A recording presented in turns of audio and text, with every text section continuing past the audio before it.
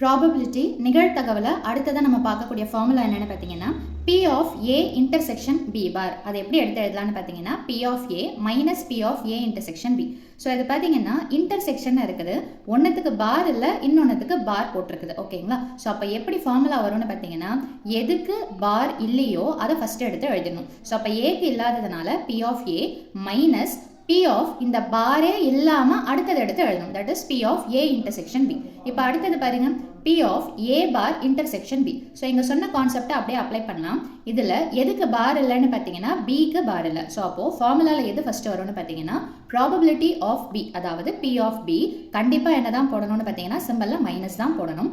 Minus P of இந்த பார் இல்லாமல் P of A intersection B அப்படியே இந்த இடத்துல எழுதிருக்கணும். ரெண்டு ஃபார்முலாவுக்குமே பார்த்தீங்கன்னா ரெண்டாவதாக வரக்கூடிய டேர்மும் இந்த ரெண்டாவதாக வரக்கூடிய சிம்பிளும் காமன்.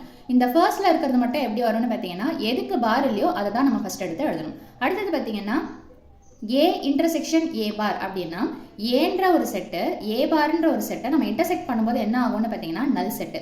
ஏல இருக்கிறது ஏ பார்ல இருக்காது. ஸோ அப்போ அது ரெண்டுத்துக்கும் பொதுவானது என்னன்னு பார்த்தீங்கன்னா வெற்றுகணம், நல் செட்டுன்னு சொல்லிட்டு சொல்லுவோம். அடுத்தது பார்த்தீங்கன்னா ஏ யூனியன் ஏ பார்.